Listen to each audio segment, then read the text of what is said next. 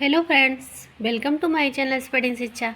Friends, जैसा कि हम आरपीएससी का जो एग्ज़ाम हुआ था असिस्टेंट प्रोफेसर का अभी हाल ही में 2024 का, तो उसके क्वेश्चन पेपर को हम लोग सॉल्व कर रहे थे, जिसमें हमने 18 क्वेश्चन को कंप्लीट किया था। तो आज की वीडियो में हम 19 क्वेश्चन से देखेंगे। क्वेश्चन बहुत अच्छे आए थे, आगामी एग्ज़ाम के लिए ये काफ़ी हेल्पफुल हो सकते हैं।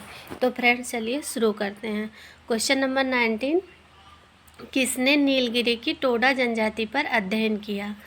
नीलगिरी की टोडा जनजाति पर किसने अध्ययन किया था? तो मारिस ओपलर, सुरजीत सिन्हा, रेडक्लिफ ब्राउन या WHR रिवर्स। तो ये किसका अध्ययन था? रिवर्स का अध्ययन था। नीलगिरी कहाँ पे है? नीलगिरी जो है वो तमिलनाडु का एक एकांत स्थान है। तो वहाँ पे एक नीलगिरी नाम की पहाड़ी है, तो वहाँ पर ये जनजाति पाई जाती है तमिलनाडु में। जैसा कि तमिलनाडु दक्षिण भारत का राज्य है, तो वहाँ पर नीलगिरी एक उसे ज़िला भी कहते हैं, और वहाँ एक पहाड़ी है, तो वहाँ पे ये टोडा जनजाति पाई जाती है। और टोडा लोग जो हैं वो द्रविड़ जनजाति समूह के हैं। किस जनजाति समूह के हैं? तो द्रविड़ जनजाति समूह के हैं। और जो ये नीलगिरी पहाड़ी है, जो नीलगिरी पर्वत है, इस पे 6 विशेष रूप से और कमज़ोर आदिवासी समूह पाए जाते हैं। छः विशेष रूप से कमज़ोर आदिवासी समूह पाए जाते हैं। तो वो 6 जनजाति कौन कौन से हैं? तो टोडा है, पहला टोडा है ये, और इरूलर एक जनजाति है, कोटास जनजाति है, कुरुम्बा जनजाति है, पनियास जनजाति है, और कट्टू नायकन जनजाति है। तो ये 6 जनजातियाँ वहाँ नीलगिरी पर्वत पर ये विशेष रूप से पाई जाती हैं। और ये जो रिवर्स हैं, WHR रिवर्स, तो ये जनजाति से संबंधित इनका एक बहुत ही फेमस स्टेटमेंट है, और क्वेश्चन के रूप में कई बार पूछा भी गया है। तो ये स्टेटमेंट हम लोग रिकॉल कर लेते हैं एक बार, कि जनजाति सरल प्रकार का एक सामाजिक समूह होती है। जनजाति सरल प्रकार का एक सामाजिक समूह होती है, जिनके सदस्य सामान्य बोली का प्रयोग करते हैं तथा युद्ध जैसे सामान्य उद्देश्य की पूर्ति हेतु साथ साथ काम करते हैं। तो ये परिभाषा डॉक्टर रिवर्स की है। ये जनजाति से रिलेटिव परिभाषा इनकी काफ़ी फेमस है, तो ये इसको दिए हैं। और इनका एक इन्होंने बहुत एक मतलब बात कही है कि जो जनजाति समाज की कई विशेषताएं होती हैं, जनजाति समाज की कई विशेषताएं होती हैं, तो जो उनमें एक जनजाति समाज की विशेषता होती है कि निश्चित क्षेत्र, उनका एक निश्चित क्षेत्र होता है जनजाति समाज की। लेकिन ये रिवर्स जो है वो निश्चित क्षेत्र को नहीं मानते हैं। वो कहते हैं कि कोई ज़रूरी नहीं है कि जनजातियों का एक निश्चित क्षेत्र हो, ऐसा ये नहीं मानते हैं। कौन नहीं मानते हैं? तो रिवर्स नहीं मानते हैं। ये काफ़ी इम्पॉर्टेंट है कि क्वेश्चन के रूप में पूछ ले कि कौन जनजाति विशेषताओं के अंतर्गत निश्चित क्षेत्र को नहीं मानता है, तो ये WHR रिवर्स नहीं मानते हैं। और टोडा जनजाति का जैसा कि रिवर्स ने अध्ययन किया टोडा जनजाति का, तो और लोगों को भी हम देख लेते हैं। यहाँ पे जो यहाँ पे मॉरिस ओपलर हैं, तो ये जो है ये अपाचे जनजाति का अध्ययन किए थे। मॉरिस ओपलर ये अमेरिका की ट्राइब है। अपाचे, कभी कभी वैसे अपाचे लिखा रहता है, कभी चिर कछुआ अपाचे लिखा रहता है, कभी चिर कछुआ अपाचे लिखा रहता है, और कभी कभी केवल अपाचे लिखा रहता है। तो मॉरिस ओपलर ने अपाचे जनजाति का अध्ययन किया था, और ये अमेरिका की ट्राइब है। और रेडक्लिफ ब्राउन ने इन्होंने थांगू और बांटू का अध्ययन किया था। ये भी क्वेश्चन बना है कि थांगू और बांटू का अध्ययन किसने किया था? तो वो रेडक्लिफ ब्राउन ने किया था। और एक है मैक्स ग्लूकमैन। तो जैसा कि थांगू और बांटू रेडक्लिफ ब्राउन ने किया था जनजाति का अध्ययन, तो मैक्स ग्लूकमैन जो है वो टोंगा बांटू लांबा मैक्स ग्लूकमैन का ने अध्ययन किया था इस जनजाति का। तो थांगू बांटू से कंफ्यूज हो सकते हैं कि थांगू बांटू रेडक्लिफ ब्राउन का है, और टोंगा टोंगा टोंगा बांटा टोंगा टोंगा बांटू और लांबा, तो ये मैक्स ग्लूकमैन का है। ये मैक्स ग्लूकमैन का है। और भूमिज जनजाति जो सुरजीत सिन्हा हैं, इन्होंने भूमिज जनजाति का अध्ययन किया था। किसका? तो भूमिज जनजाति का अध्ययन किया था, भूमिज जनजाति का और मारिया गोंड जनजाति का तो सुरजीत सिन्हा ने किया था। और जुआंग जनजाति ये भी पूछता है, तो जुआंग जनजाति का अध्ययन किसने किया था? वो एन.के. बोस ने किया था, एन.के. बोस ने किया था। तो ये भी हमको एक बार फिर से रिकॉल कर लेना है, क्योंकि पूछ सकता है क्वेश्चन में। और टोडा जनजाति की एक प्रमुख विशेषता है, कभी कभी क्वेश्चन पूछता है कि कौन सी पशुपालक जनजाति है, तो टोडा जनजाति है। जो टोडा जनजाति ये पशुपालक जनजाति है और यह भैंस पालने का काम करती है। और टोडा संस्कृति को भय संस्कृति भी कहते हैं, टोडा संस्कृति को भय संस्कृति भी कहते हैं।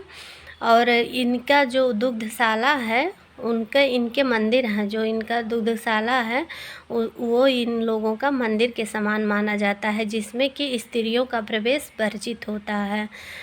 दुग्धशाला में स्त्रियों का प्रवेश वर्जित होता है, मना होता है कि वो दुग्धशाला में नहीं जा सकती हैं।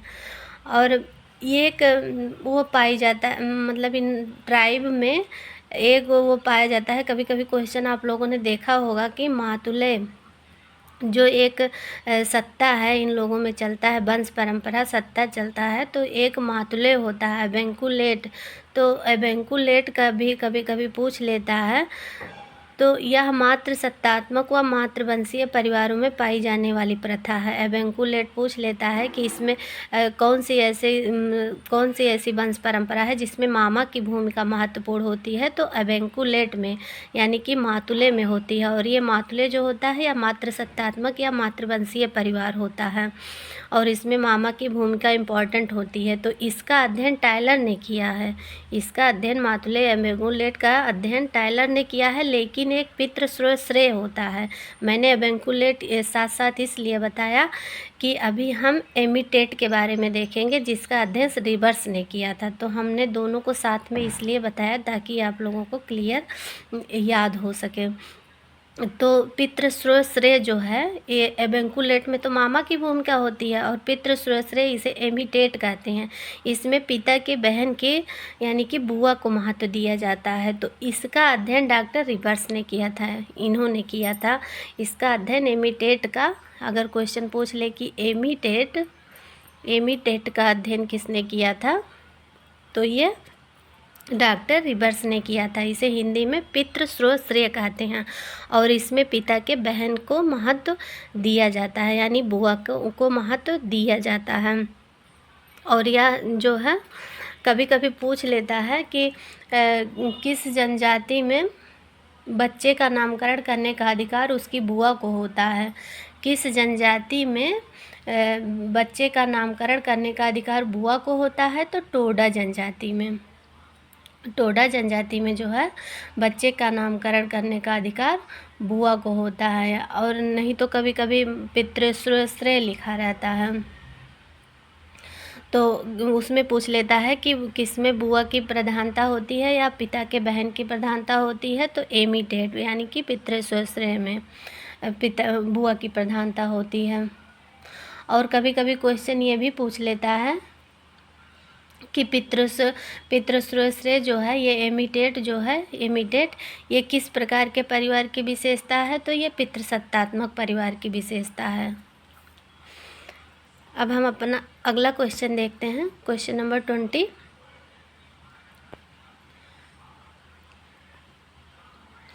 किसके अनुसार समाज का इतिहास सामाजिक जीवन की बढ़ती बौद्धिकता और मुद्रा अर्थव्यवस्था यानी कि मनी इकोनॉमी के सिद्धांतों के प्रभाव को गहरा करने का इतिहास है?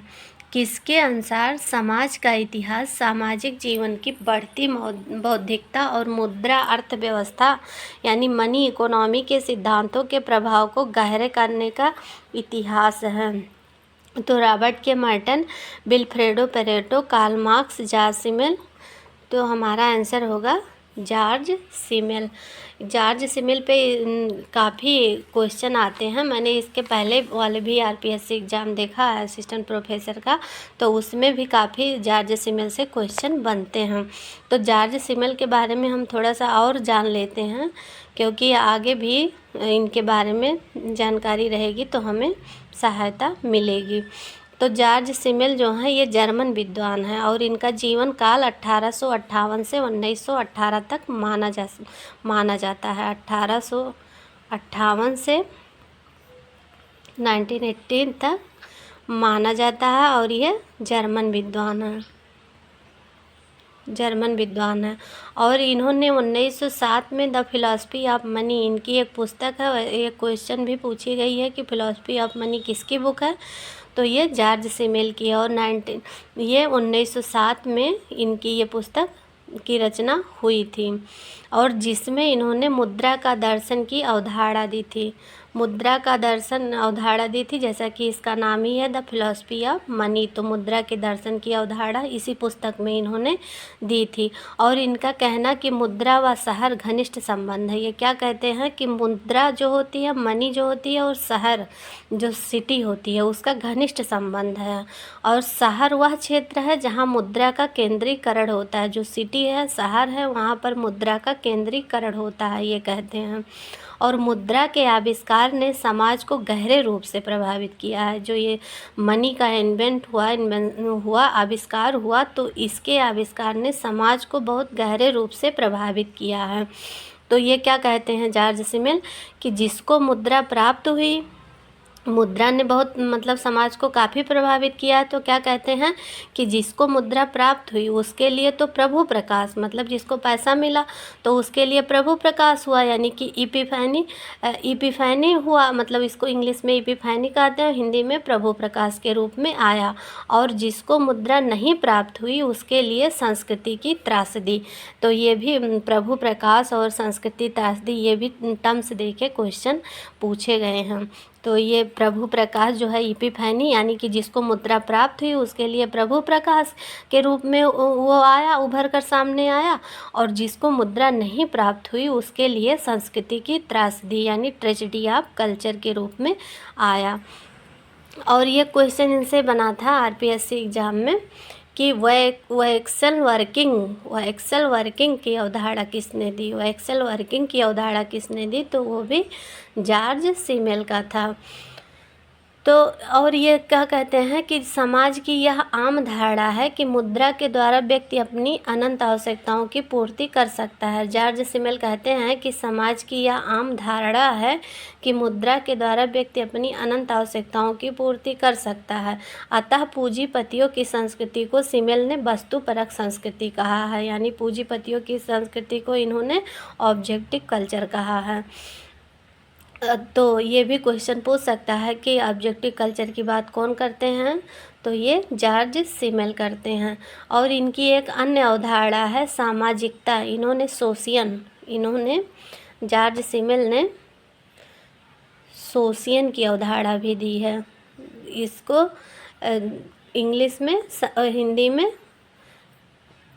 सामाजिकता कहते हैं। तो सोशियन की अवधारणा इन्होंने दी है। तो ये क्या कहते हैं कि व्यक्ति के बीच निर्मित संबंधों को, जिसमें व्यक्ति परस्पर एक दूसरे से संबंधित होते हैं, उसे सामाजिकता कहा जाता है। सामाजिकता किसे कहा जाता है, तो व्यक्ति के बीच निर्मित संबंधों को, जिसमें व्यक्ति परस्पर एक दूसरे से संबंधित होते हैं, उसे सामाजिकता या सोशियन कहते हैं। तो इनकी एक पुस्तक है फंडामेंटल क्वेश्चन ऑफ सोशियोलॉजी। ये भी पुस्तक जो है पूछी गई है आरपीएससी एग्ज़ाम में, ये क्वेश्चन के रूप में बनी है कि फंडामेंटल क्वेश्चन ऑफ सोशियोलॉजी, ये पुस्तक किसकी है, तो ये जॉर्ज सिमेल की है। तो ये जो है, और इनका एक कॉन्सेप्ट है रूढ़ धारणा, स्टीरियोटाइप का कॉन्सेप्ट इन्होंने दिया है। सोशियन का कॉन्सेप्ट इन्होंने दिया है और ये पुस्तक मैंने बताया fundamental of question of sociology, ये जॉर्ज सिमेल की है। और इन्होंने ट्रेजेडी ऑफ कल्चर को कॉन्सेप्ट दिया है, इपिफैनी को कॉन्सेप्ट दिया है। तो ये सब इनके छोटे छोटे कॉन्सेप्ट हैं। और इनकी एक चर्चित पुस्तक द फिलॉसफी ऑफ मनी, मैंने इसको बताया ही है कि मुद्रा का दर्शन, जो कि 1907 में प्रकाशित हुई थी। तो एक इनकी रूढ़ धारणा, ये इसका कॉन्सेप्ट भी ये देते हैं, स्टीरियोटाइप इसको इंग्लिश में कहते हैं। तो रूढ़ धारणा से क्या तात्पर्य है कि ऐसा लोक विश्वास समूह स्वीकृत कोई विचार या भावना जो शाब्दिक या संवेग युक्त होता है, रूढ़ धारणा कहलाता है। इसका कोई तार्किक आधार नहीं होता है, ये समाज के मिथक होते हैं। ये क्या होते हैं? ये समाज के मिथक होते हैं।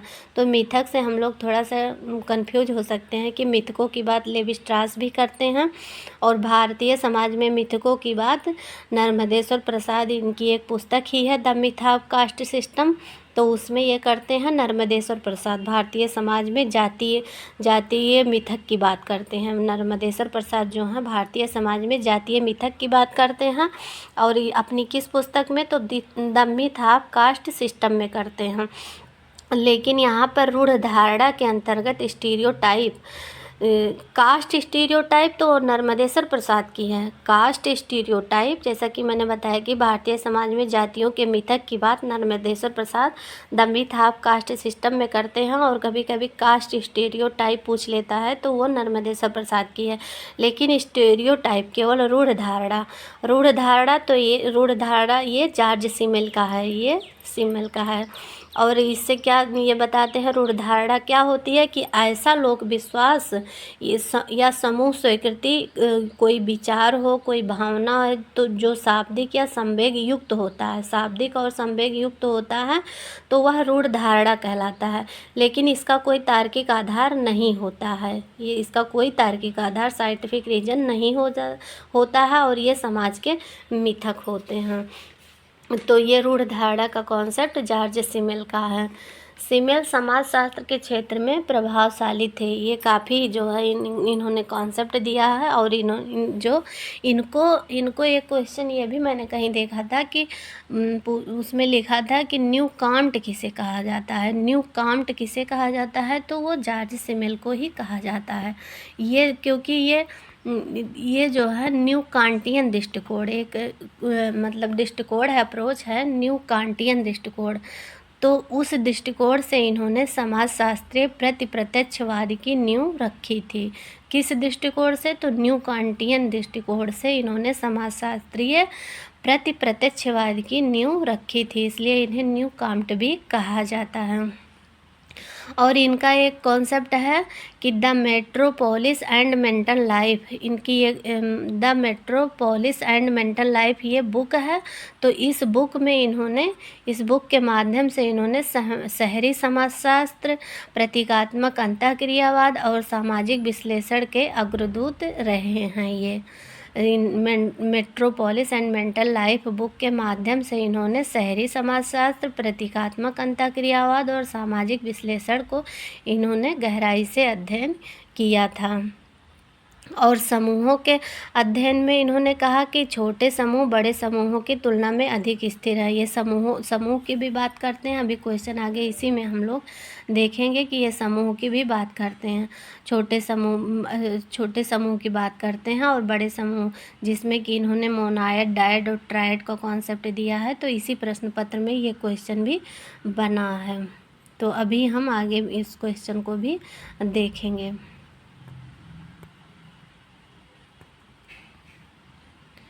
क्वेश्चन नंबर 21, किसका मानना है कि समाजशास्त्रियों को प्राथमिक रूप से सामाजिक अंतःक्रिया के स्वरूपों और प्रकारों का अध्ययन करना चाहिए? समाजशास्त्रियों को प्राथमिक रूप से सामाजिक अंतःक्रिया के स्वरूपों और प्रकारों का अध्ययन करना चाहिए। तो स्वरूपात्मक संप्रदाय के जनक ही जॉर्ज सिमेल हैं, और ये समाजशास्त्र को सामाजिक स्वरूपों का अध्ययन बताते हैं, समाजशास्त्रीय अध्ययन को। तो इसका आंसर होगा जॉर्ज सिमेल। ये परिभाषा जो है, ये परिभाषा यहाँ पे पूरी नहीं है, पूरी परिभाषा इनकी इस तरीके से है। तो आप लोग सुन लीजिए कि इन्होंने सीमेल के लिए समाज व्यक्तियों के बीच और उनके बीच अंतःक्रियाओं से बना है। जॉर्ज सीमेल के लिए समाज जो है वह व्यक्तियों के बीच और उनके बीच अंतःक्रियाओं से बना है, और समाजशास्त्री को सामाजिक नियमों की खोज करने के बजाय इन संघों के पैटर्न और रूपों का अध्ययन करना चाहिए। तो ये पूरी परिभाषा है। तो ये थोड़ा सा इसमें अलग तरीके से दे दिया गया है कि समाजशास्त्रियों को प्राथमिक रूप से सामाजिक अंतःक्रिया के स्वरूपों और प्रकारों का अध्ययन करना चाहिए। और ये परिभाषा दूसरे तरीके से है कि सीमेल के लिए समाज व्यक्तियों के बीच और उनके बीच अंतःक्रियाओं से बना है, और समाजशास्त्री को सामाजिक नियमों की खोज करने के बजाय इन संघों के पैटर्न और रूपों का अध्ययन करना चाहिए।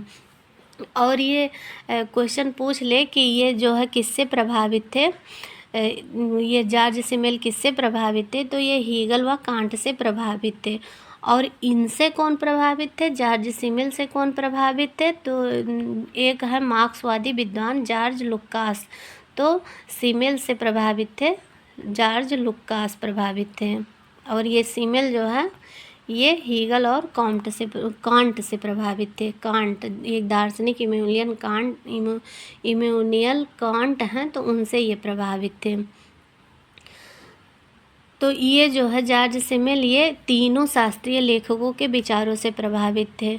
जो क्लासिकल थिंकर थे उनके तीनों के ये विचारों से प्रभावित थे। जब ये सामाजिक संरचना, शहर, धन और आधुनिक समाज पर चर्चा करते हैं तो उनके विश्लेषण में ये दुर्खीम से प्रभावित लगते हैं। व्यक्ति और समाज की समस्या से संबंधित दुर्खीम से प्रभावित लगते हैं। जब ये जो है सामाजिक संरचना, शहर, धन और आधुनिक समाज पर चर्चा करते हैं तो ये दुर्खीम से प्रभावित लगते हैं। और वेबर से ये तर्कसंगतता के प्रभाव से प्रभावित लगते हैं। और मार्क्स से अलगाव के विश्लेषण से कुछ समानता दिखाई देती है। तो ये दुर्खीम, वेबर और कार्ल मार्क्स ये तीनों क्लासिकल थिंकर से ये प्रभावित लगते हैं जॉर्ज सीमेल। और ज़्यादातर प्रभाव इन पर हीगल व कांट का पड़ा था। और सीमेल से प्रभावित कौन थे, तो ये मार्क्सवादी विचारक थे, विद्वान George Lucas. Question number 22, Bharat में स्टारबक्स कॉफ़ी हाउस की उपस्थिति संस्कृति के किस पहलू का संकेत है? नवाचार, वैश्वीकरण, प्रसार, सांस्कृतिक सापेक्षवाद। तो ये वैश्वीकरण यानी कि ग्लोबलाइजेशन का ये संकेत है, ग्लोबलाइजेशन। तो स्टारबक्स के बारे में हम थोड़ा सा जान लेते हैं कि स्टारबक्स जो है एक अमेरिकी कंपनी है जो सबसे बड़ी कॉफ़ी हाउस श्रृंखला है और दुनिया के सबसे पहचाने जाने वाले ब्रांडों में से एक का संचालन करती है। हालांकि यह अमेरिका में पहली प्रमुख कॉफ़ी हाउस श्रृंखला नहीं थी, लेकिन यह कैफ़े जो है संस्कृति के एक विशेष ब्रांड को लोकप्रिय बनाने और बड़े पैमानों पर वितरित करने वाली पहली कंपनी थी। मतलब ये कोई ऐसी पहली कंपनी नहीं थी कि जहाँ कॉफ़ी हाउस वो श्रृंखला थी, पर ये जो है संस्कृति के एक विशेष ब्रांड को, जो कल्चर के एक विशेष ब्रांड को लोकप्रिय बनाने के लिए पहली कंपनी थी, जो कि 1990 के दशक से स्टारबक्स ने कॉफ़ी को एक समग्र अनुभव के रूप में बढ़ावा देना शुरू किया, जिसमें माहौल, समुदाय, कार्य और जीवन शैली शामिल थी। ये जो कॉफ़ी हाउस था वहाँ पर एक ऐसा माहौल मिलता था लोगों को, एक कम्युनिटी टाइप का, और वो वहाँ की लाइफ स्टाइल ये सब उसमें शामिल था। तो कॉफ़ी को एक सामाजिक और सांस्कृतिक अनुभव के रूप में बढ़ावा दिया। ये जो कॉफ़ी हाउस थी, स्टारबक्स थी, ये सांस्कृतिक अनुभव को सामाजिक रूप से काफ़ी लोकप्रिय बनाया। और इसकी स्थापना किसने की थी, तो जेरी बाल्डविन और गार्डन बोकर और जेव सीगल ने की थी। जेरी बाल्डविन, गार्डन बोकर और जेव सीगल ने की थी इसकी स्थापना। और यह खुद को एक तीसरे स्थान के रूप में स्थापित करता है। मतलब कि तीसरे स्थान से तात्पर्य यह है कि एक ऐसा स्थान जो घर या काम का नहीं, मतलब ना घर टाइप का हो और ना वह स्थान जहाँ पे हम काम करते हैं, बल्कि यह एक तीसरे स्थान के रूप में खुद को प्रतिस्थापित करता है कि जहाँ पर लोग इकट्ठा होने, आराम करने और एक दूसरे से जुड़ने के लिए वहाँ आरामदायक महसूस करते हैं। लोग इकट्ठा होते हैं, एक दूसरे से जुड़ते हैं और ऐसा वातावरण वहाँ पर क्रिएट होता है कि जैसे कोई मतलब कम्युनिटी हो, जैसे कोई समुदाय हो, और जहाँ समुदाय के रूप में लोग बातचीत करते हैं और काफ़ी के साझा प्रेम के महत्व पर जोर देते हैं।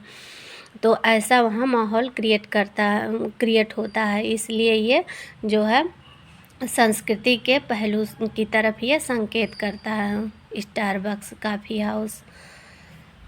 हमारा अगला क्वेश्चन है क्वेश्चन नंबर 23। निम्न में से कौन सी समिति की विशेषता नहीं है? जो एसोसिएशन है उसकी कौन सी विशेषता नहीं है? तो विशिष्ट उद्देश्य, व्यक्तियों का समूह, अनिवार्य सदस्यता, पारस्परिक सहयोग। तो व्यक्तियों का समूह तो होता है, विशिष्ट उद्देश्य होते हैं, लेकिन अनिवार्य सदस्यता नहीं होती है, इसमें ऐच्छिक सदस्यता होती है। Question number 24। धन शोधन निवारण अधिनियम 2002 कब से प्रभावी हुआ? 1 अप्रैल 2003, 1 जुलाई 2005, 15 अगस्त 2003, 26 जनवरी 2005। तो ये 1 जुलाई 2005 से प्रभावी हुआ था। और ये धन शोधन निवारण अधिनियम 2002 ये क्या है? तो ये ब्लैक मनी को हाइड होने से रोकने के लिए ये अधिनियम बना था, जो कि 2005 में ये प्रभावी हुआ। Question number 25। रुडोल्फ के अनुसार बुलाक कैपिटलिस्ट का तात्पर्य है मध्यम किसान, बड़े भूमिपति, जमींदार, स्वतंत्र किसान। तो ये मध्यम किसान।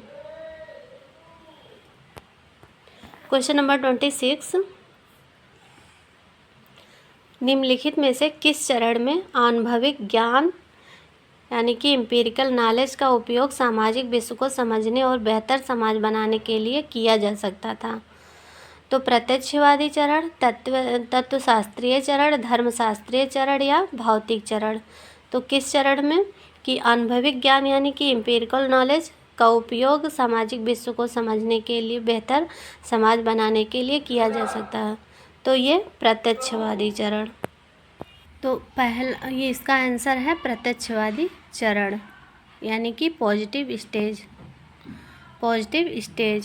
तो पहला क्वेश्चन तो यही बनता है कि प्रत्यक्षवाद का जनक किसे कहा जाता है?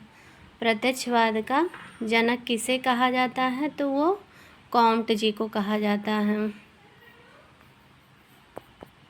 किसे कहा जाता है? तो कॉम्ट जी को कहा जाता है। और ये जो है समाजशास्त्र को विज्ञान बनाने का सर्वप्रथम प्रयास किसने किया? ये भी क्वेश्चन पूछा जाता है कि समाजशास्त्र को विज्ञान बनाने का सर्वप्रथम प्रयास किसने किया है? तो वो भी कॉम्ट जी ने किया था। तो प्रत्यक्षवाद किसे कहते हैं? थोड़ा सा हम देख लेते हैं कि प्रत्यक्षवाद किसे कहते हैं।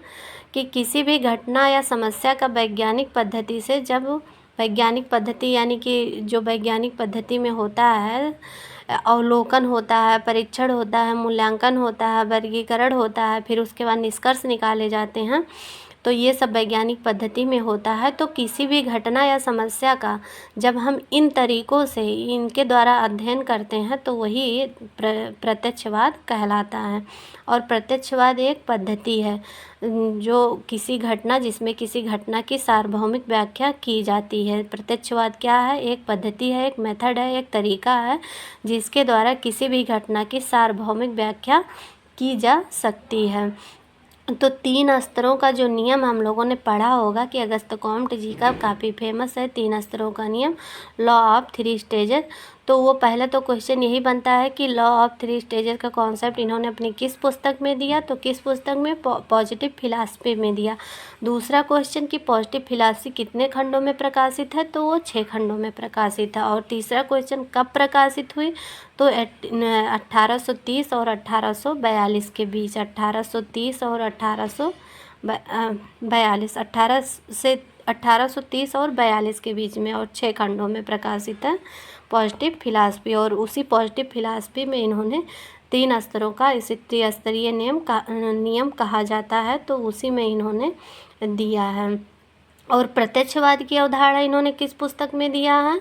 प्रत्यक्षवाद की अवधारणा तो वो भी इसी पॉजिटिव फिलॉसफी में ही इन्होंने दिया है। प्रत्यक्षवाद को पॉजिटिव फिलॉसफी में ही इन्होंने दिया है। तो 3 स्तरीय सिद्धांत के बारे में थोड़ा सा रिकॉल कर लेते हैं। वैसे पढ़ा तो आप लोगों ने कई बार होगा इनका 3 त्रिस्तरीय नियम, लेकिन फिर भी रिवीजन करना ज़रूरी रहता है कि 3 स्तरीय सिद्धांत जो हैं वो मानव का बौद्धिक विकास, मानव का जब वो बौद्धिक विकास होता है तो वो ज्ञान के विकास पर आधारित है। जो मानव का बौद्धिक विकास है वह ज्ञान के विकास पर आधारित है और इसे मानव प्रगति या प्रगति का नियम के नाम से भी जाना जाता है। जो ये मानव का, मनुष्य का बौद्धिक विकास होता है, ज्ञान के विकास होता है, तो इसे मानव प्रगति के नियम यानी कि लॉ ऑफ प्रोग्रेस के नाम से भी जाना जाता है। और इस नियम के अनुसार हमारा समस्त मानवीय या बौद्धिक विकास, जो हम मनुष्य का समस्त जो मानवीय बौद्धिक विकास होता है वह 3 विभिन्न सैद्धांतिक स्तरों के क्रमिक रूप से गुजरता है। तो प्रत्येक स्तर के साथ एक विशिष्ट प्रकार का सामाजिक संगठन और राजनीतिक प्रभुत्व जुड़ा होता है। तो ये 3 स्तर कौन कौन से हैं? तो यहाँ पे जैसे कि ये धर्मशास्त्रीय चरण दिया है, ये पहला स्टेज है, ये पहला स्टेज है जिसको थियोलॉजिकल स्टेज कहते हैं। जो धर्मशास्त्रीय स्टेज है इसको थियोलॉजिकल स्टेज, इसे काल्पनिक स्तर भी कहते हैं और इंग्लिश में इसे थियोलॉजिकल स्टेज कहते हैं। तो इसमें क्या होता है थियोलॉजिकल स्टेज में? इसमें प्रत्येक घटना की व्याख्या अलौकिक या अधिदैविक आधार पर की जाती है। जो भी कोई घटना घटित होती है तो उसे अलौकिक शक्तियों में विश्वास के रूप में उसको जाना जाता है कि कोई अलौकिक शक्ति है, अदृश्य शक्ति है, उसके द्वारा ये घटना घटित हो रही है। और उसके जो है इसके 3 उपस्तर बताए हैं। धर्मशास्त्रीय चरण के 3 उपस्तर भी अगस्त कॉम्पटन ने बताए हैं। तो वो कभी कभी क्रम इसी RPSC एग्ज़ाम में ही उसका क्रम भी पूछा गया है और इसका भी क्रम पूछता है कि पहले कौन सा आएगा। तो थियोलॉजिकल, मेटाफिजिकल, पोस्टिविज्म। तो इसका ये क्रम है कि धर्मशास्त्रीय और तत्वशास्त्रीय और प्रत्यक्षवादी चरण। लेकिन ये जो धर्मशास्त्रीय, इनके 3 उपस्तर कौन कौन से हैं? तो 3 उपस्तर हैं। एक जीवित सत्तावाद जिसको कि फेटिसिज्म कहते हैं इंग्लिश में, और बहुदेववाद यानी पॉलीथिज्म, और एक देववाद यानी कि मोनोथिज्म। तो इसका भी सीक्वेंस पूछ लेता है, नहीं तो ये भी पूछ लेगा, उसमें एक बढ़ा के दे देगा, पूछ लेगा इसमें से कौन सा नहीं है। तो जीवित सत्तावाद यानी फेटिसिज्म, बहुदेववाद, पॉलीथिज्म और एक देववाद यानी मोनोथिज्म। फेटिसिज्म, पॉलीथिज्म और मोनोथिज्म, तो ये धार्मिक स्तर के उपस्तर हैं। जो इनका ये थियोलॉजिकल स्टेज है, धार्मिक स्तर है, तो इसके ये 3 उपस्तर हैं। और इनका अगला है, इस धार्मिक स्तर में क्या होता है? जो धार्मिक स्तर ये बताए हैं इसमें क्या होता है कि इस स्तर में परिवार सामाजिक इकाई का आदि रूप था। परिवार क्या था? तो वो सामाजिक इकाई का आदि रूप था। किस स्तर में? तो धार्मिक स्तर में या थियोलॉजिकल स्टेज में। और राजनीतिक सत्ता जो थी वो पुजारियों और धार्मिक कर्मकांड संपन्न कराते थे तो उनके हाथों में थी। जो राजनीतिक सत्ता थी वो किसके हाथ में थी? तो पुजारियों के हाथ में थी, या धार्मिक कर्मकांड को संपन्न कराने वाले जो लोग थे उनके हाथों में थी, और सैनिकों के हाथ में होता था। तो क्वेश्चन पूछ भी सकता है कि राजनीतिक सत्ता जो है वो पुजारियों के हाथ में थी, धार्मिक कर्मकांडों की, तो किस स्टेज में इन्होंने बताए हैं? तो वो धार्मिक स्टेज या काल्पनिक स्टेज या थियोलॉजिकल स्टेज।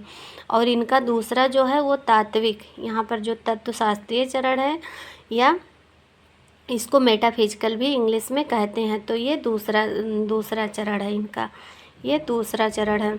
तो इसमें क्या होता है कि इस स्तर में व्याख्या व बोध यानी कि जो व्याख्या होती है या बोध होता है, जो ज्ञान होता है, बोध से तात्पर्य ज्ञान से है, तो उसका स्रोत अमूर्त शक्तियों को माना जाता था। जैसा कि धर्मशास्त्रीय अवस्था में हम लोगों ने देखा कि अलौकिक शक्तियों को माना जाता था किसी भी घटना का रीजन, तो तात्विक अवस्था में क्या होता है कि अमूर्त शक्तियों को माना जाता था।